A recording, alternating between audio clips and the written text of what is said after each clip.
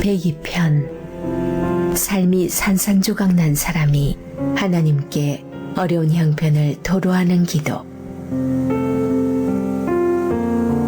하나님, 들으소서.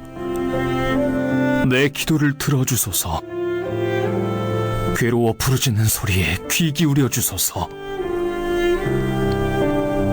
주님을 간절히 필요로 할 때 나를 못 본 채 하지 마소서.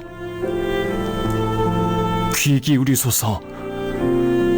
이렇게 부르짖으니 도와주소서. 서두르소서. 한시가 급합니다. 야윌 대로 야윈이 몸, 온몸이 불덩이 같습니다. 건강할 때의 모습은 찾아볼 수 없고 불치병으로 거반 죽은 목숨이 되었습니다. 이를 악물어 턱이 아프고 뼈와 가죽만 남았습니다. 나는 사막의 말똥가리처럼 폐허의 까마귀처럼 되었습니다. 도랑에 빠진 참새처럼 잠 못 이루고 처량하게 주절거립니다. 온종일 내 원수들이 나를 비웃고 주변 사람들은 저주를 쏟아냅니다. 저들이 가져오는 음식은 재를 섞은 볶음밥. 내가 마시는 물은 내 눈물샘에서 길어올린 것입니다. 이 모든 것이 주님의 진노 때문이며 주께서 나를 쓸어담아 내던지신 까닭입니다. 나에게는 아무것도 남아있지 않습니다. 나는 길바닥에서 쓸려 없어질 마른 잡초일 뿐. 그러나 하나님, 주께서는 여전히 통치하시고 언제나 영원토록 다스리십니다. 주께서 보좌에서 일어나 시온을 도우시리니 긍휼히 여기실 때가 되었기 때문입니다. 주님의 종들이 이 도성에 쌓인 돌무더기를 애지중지하고 그 먼지를 보며 가슴 아파 웁니다. 이방 민족들이 자세를 바로하고 주님의 영광을 보며 주님의 이름을 경배할 것입니다. 하나님께서 시온을 다시 세우시고 모든 영광 가운데 나타나셔서 불쌍한 이들의 기도를 들어주실 때 주께서는 그들의 기도를 내치지 않으실 것입니다. 다음 세대를 위해 이 일을 기록하여 아직 태어나지 않은 백성이 하나님을 찬양하게 하여라. 하나님께서 드높은 성소에서 굽어보시고 하늘에서 땅을 살펴보셨다. 사형수들의 신음소리를 들으시고 감방문을 열어주셨다. 이 이야기가 시온에 전해질 수 있게 기록하여 하나님을 찬양하는 소리가 예루살렘 거리에 울려 퍼지게 하여라. 백성과 통치자들이 그분을 섬기러 모이는 곳이면 어디서나 울려 퍼지게 하여라. 하나님께서 강한 능력으로 나를 무릎 꿇게 하시고 한창 때에 나를 꺾으셨으므로 내가 기도드렸다. 오, 부디 나를 죽이지 마소서. 주님의 횟수는 대대로 무궁합니다. 주께서는 오래전에 땅에 기초를 놓으시고 친히 하늘을 지으셨습니다. 그것들이 다 사라지고 한 벌의 낡은 옷처럼 닳아 없어진다고 해도 주님은 변함없이 계실 것입니다. 그것들은 헤어진 외투처럼 버려지겠지만 주님은 세월이 흘러도 늘 새로우십니다. 주님의 종들의 자녀는 살기 좋은 곳을 얻고 그들의 자손도 주님과 함께 편안히 살게 될 것입니다.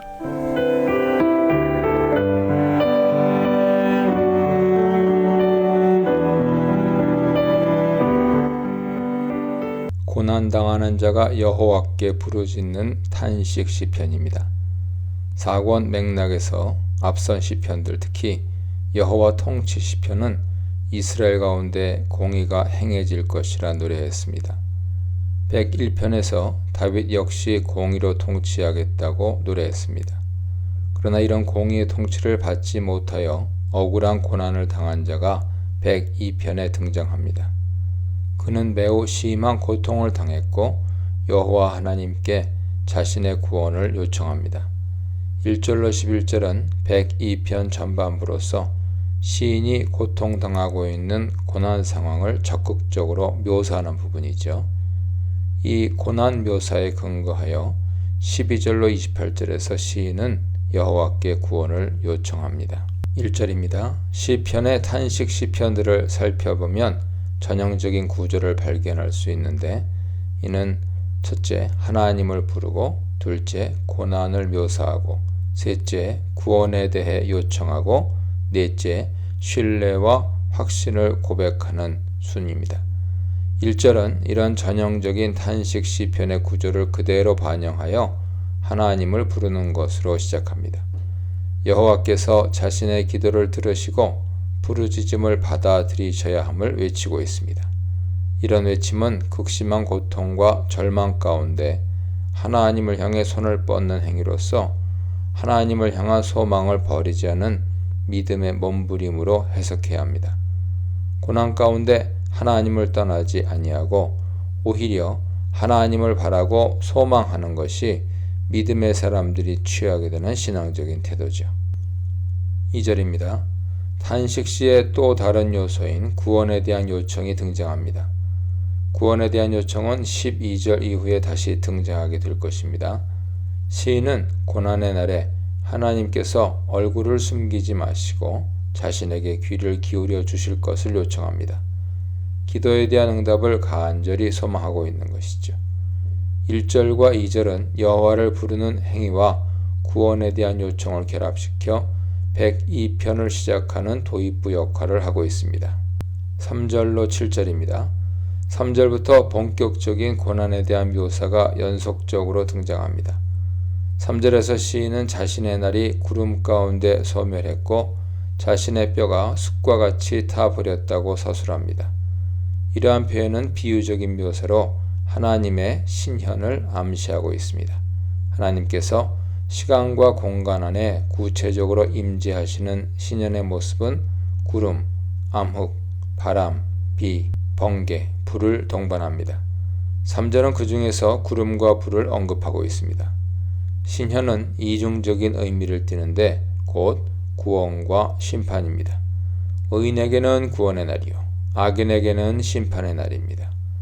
시인은 자신의 고난을 받아들이기 어려운 것으로, 따라서 하나님께 자신의 상황을 아뢰고 있습니다. 4절에서 시인은 자신이 음식을 먹는 것조차 잊었다고 말합니다. 이유는 그의 마음이 맞았기 때문입니다.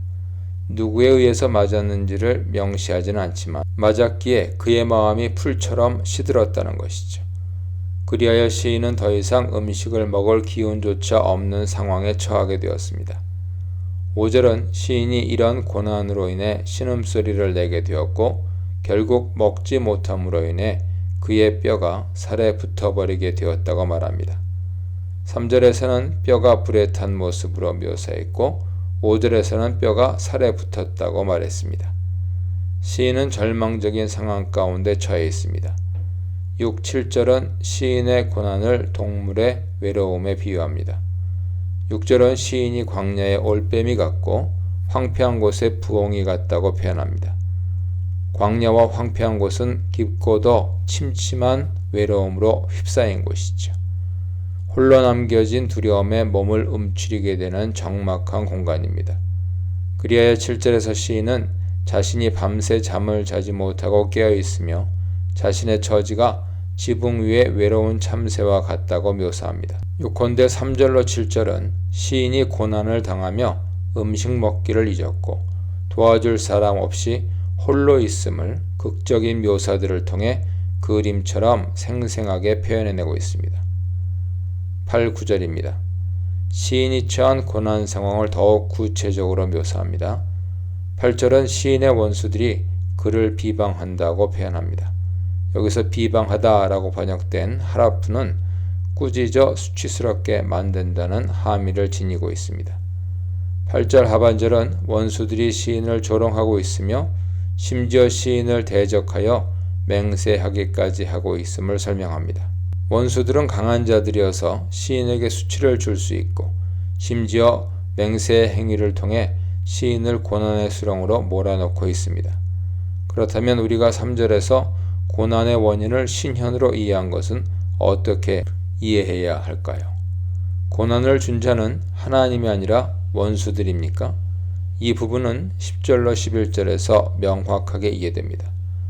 8절은 지금 눈앞에 일어나고 있는 현재 상황에 대한 묘사일 뿐이죠. 9절은 이러한 원수들의 비방과 조롱의 맹세로 인해 시인이 죄와 눈물을 먹고 마시게 되었음을 표현합니다. 제가 그의 음식이 되었고 눈물로 음료를 빚어 마시게 되었다는 묘사죠. 4, 5절에서 음식을 먹지 못하는 상황보다 더욱 상황이 악화되었음을 알 수 있습니다. 시인은 처절한 고통 가운데 있습니다. 11절입니다. 매우 놀라운 선언을 하는데요. 시인에게 분노하고 진노한 존재가 다름 아닌 여호와 하나님이시라는 것이죠. 8절에서 우리는 시인을 비방하고 조롱한 원수들의 존재를 밝힌 바 있는데 그렇다면 10절의 묘사는 어떻게 이해해야 할까요? 눈에 보이는 가시적인 고통을 준 자들은 분명히 원수들입니다. 그러나 시인의 해석에 따르면 원수들을 사용하여 자신을 고난에 처하게 한 근원이 되시는 분은 다름 아닌 여호와시죠. 비로소 3절에서 말한 신현에 의한 고난을 이해할 수 있게 되는 것입니다. 특히 10절 하반절은 여호와 하나님의 심판 행위를 들어 올리다 라는 동사와 던지다 라는 두 개의 움직임을 표현한 동사들로 구성하고 있습니다. 하나님은 시인을 들어 올리셨고 다시 그를 아래로 던지셨습니다. 하나님은 그렇게 그에게 극심하게 분노하신 것이죠. 이렇게 하나님 분노를 당하게 된 인생이 과연 무엇을 할 수 있단 말입니까? 11절은 시인의 상황을 처절하게 묘사해냅니다. 그의 날은 기울어지는 그림자와 같고 그는 풀처럼 시들었습니다. 해가 짐에 따라서 기울어지는 그림자와 그 길이에서 시인은 허무한 인생의 날들을 읽어내고 있는 것이죠. 지금은 존재하지만 곧 쓰러지고 말 자신의 인생을 말입니다. 시인은 또한 인생이 풀과 같다고 묘사합니다. 풀에 비유한 묘사는 4절에 이미 등장한 바 있습니다.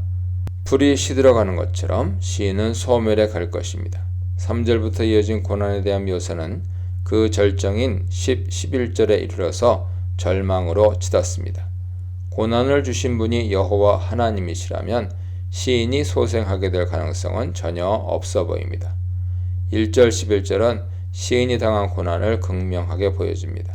하지만 시편 102편의 끝은 여기가 아닙니다.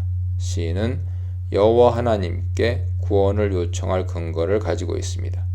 소망은 상황에 있지 않고 구원을 베푸시는 여호와, 통치자요 왕이신 여호와께 있기 때문입니다.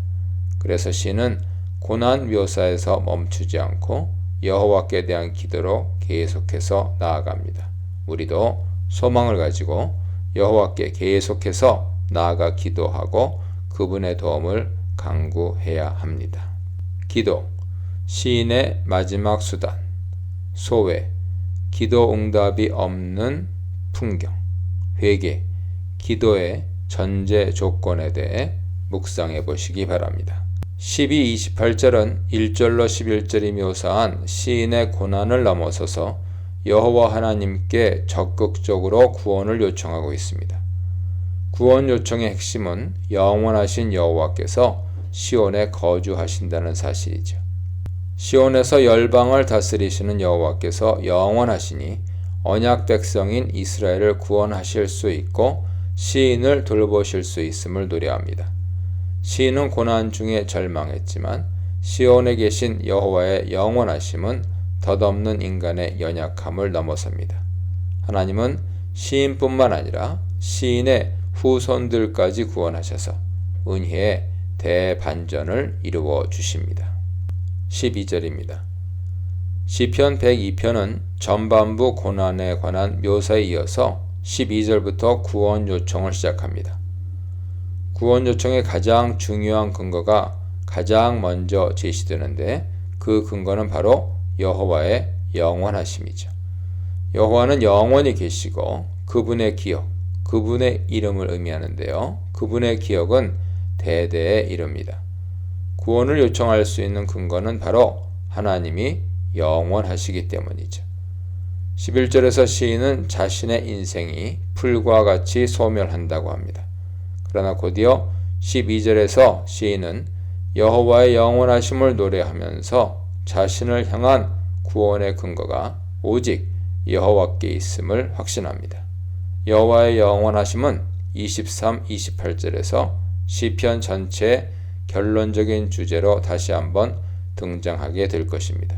그렇다면 영원하신 여호와께서 풀과 같이 시드는 인생을 어떻게 도우실까요? 13, 16절입니다. 13절은 여호와께서 시온을 긍휼히 여기시고 은혜를 베푸실 것이며 그 정한 시간이 다가오고 있음을 선언합니다. 14절은 그래서 주의 종들이 시온의 돌들을 즐거워하게 될 것이라 노래합니다. 시온의 돌들을 즐거워한다는 것은 시온성 전체가 즐거워한다는 의미죠.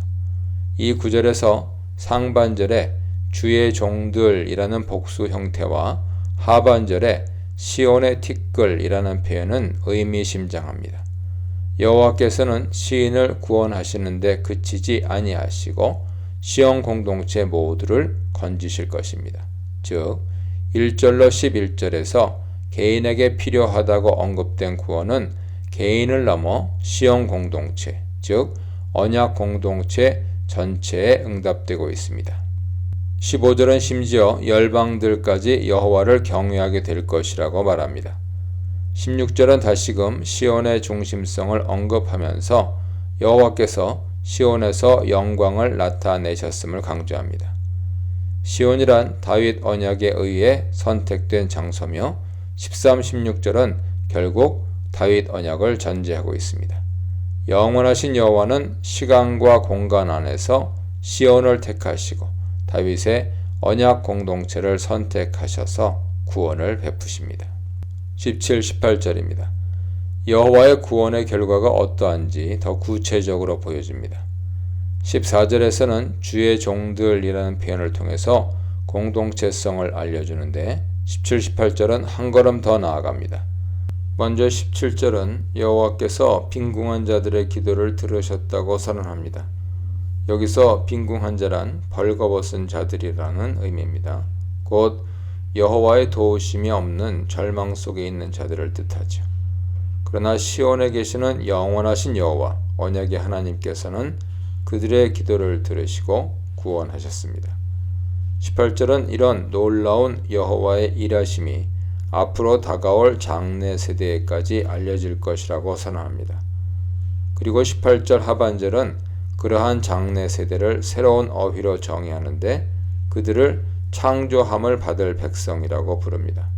창조함을 받는다는 것은 전적인 여호와의 능력으로만 된다는 의미죠. 여호와는 이제로부터 후대까지 영원부터 영원까지 구원의 은혜를 베푸십니다. 19절로 22절입니다. 다시 시온 중심 주제로 회개합니다. 19절은 여호와께서 높은 성소에서 굽어보시고 하늘에서 살펴보신다고 표현합니다. 원래 하나님의 보좌는 하늘에 있다고 여겨졌습니다. 그러나 그 하늘에 계신 여호와께서 이제 땅을 살펴보시고 은혜를 베푸셨다고 시인은 고백합니다. 20절은 그 땅에 갇힌 자와 죽음을 당할 수밖에 없는 자들을 주님께서 건지셨다고 말합니다. 21절은 이런 하나님의 역사가 일어난 장소가 바로 시온, 예루살렘임을 천명합니다. 그리하여 22절이 말하는 것처럼 열방이 하나님을 섬기게 될 것입니다. 19, 22절은 13, 18절의 시온 중심성의 다윗 언약 스토리를 다시 한번 펼쳐주면서 시온의 중요성, 다시 말해 시온에 거하시는 여호와를 거듭 강조하고 있습니다. 23, 28절입니다. 23, 24절은 인간 생의 짧음을 탄식합니다. 23절은 여호와께서 시인의 힘을 중도에 쇠약하게 하셨다고 말합니다. 24절에서는 인생의 중간에 데려가지 마시기를 기도합니다. 이 표현은 일찍 죽게 마시고 장수하게 해달라는 표현이죠. 시인이 이런 표현을 통해서 강구하는 것은 단순히 개인적인 인생의 장수가 아닙니다. 24절 후반절부터 시인은 여호와의 영원하심에 관한 주제를 다시금 부각합니다. 25절은 여호와께서 하늘과 땅의 창조주이신 것을 언급하죠. 26절은 그러한 하늘과 땅이라도 여호와께서 바꾸시면 바뀔 수밖에 없음을 지적합니다. 피조 세계 중에 가장 오래된 것들, 가장 기초가 되는 것들이라 할지라도 영원하신 여호와 앞에서는 그저 피조물일 뿐이고 헛되고 덧없음을 말하고 있는 것입니다. 모든 피조물들의 한계를 뛰어넘으시는 분은 오직 한 분 여호와밖에 없습니다. 27절은 주께서 바로 그분이십니다. 주께서는 끝나지 않으십니다. 라고 고백합니다. 천지를 지으셨고 그 하늘과 땅조차 바꾸실 수 있는 분, 시간과 공간을 넘어서 존재하시고 일하시는 분, 그분이 바로 여호와 당신이십니다. 라는 여호와 하나님에 대한 고백이죠. 12절에 나왔던 여호와의 영원하심에 대한 자세한 묘사와 같습니다. 그렇다면 이러한 영원하신 여호와 하나님에 대한 고백이 지향하는 바는 무엇입니까? 바로 28절에 나타납니다. 28절은 주의 종들의 자손들과 그의 후손을 언급하죠. 28절의 핵심은 안전히 거함에 있지 않고 계속 거함에 있습니다. 27, 28절을 연결하면 여호와께서 영원하시기에 종들의 후손들 역시 계속될 것입니다. 라는 메시지가 됩니다. 다시 말해 여호와의 영원하심이 바로 종들의 후손들, 즉 언약 공동체의 후손들이 계속해서 이 땅에서 하나님 백성으로 살아가게 되는 근거가 됩니다. 시편 102편은 시인 개인의 고난 이야기로 시작합니다. 여호와 하나님께서 영원하시고 언약을 이루신다는 사실이 그 고난을 극복하게 했습니다. 시인은 시온에서 구원의 응답을 얻을 수 있음을 고백하며 여호와의 영원하심 때문에 개인뿐만 아니라 언약 공동체 및 그들의 후손들까지 여호와의 은총을 얻게 되리라 노래합니다. 시인은 고난의 극복을 넘어선 더 큰 은혜, 기대하지 못했던 은총이 임하는 대반전의 흐름을 우리에게 보여주고 있는 셈이죠. 101편에서 다윗이 공동체 지도자로서 여호와의 통치에 대한 반응을 보여주었습니다. 102편에서는 익명의 한 시인이 등장하여 온 피조물을 다스리시는 영원하신 여호와의 통치를 향하여 자신의 상황 가운데서 믿음으로 반응하는 모습을 보여줍니다. 아울러 공동체 가운데 여호와의 은총이 임하게 되는 놀라운 역사를 보여줍니다. 이제 우리는 시편 103편에서 하나님께서 공동체에 베푸시는 우주적인 은총을 더욱 세밀하게 살펴볼 것입니다. 약속을 이루실 하나님, 온 땅에서 섬김을 받으실 하나님, 영원하신 하나님에 대해 묵상해 보시기 바랍니다.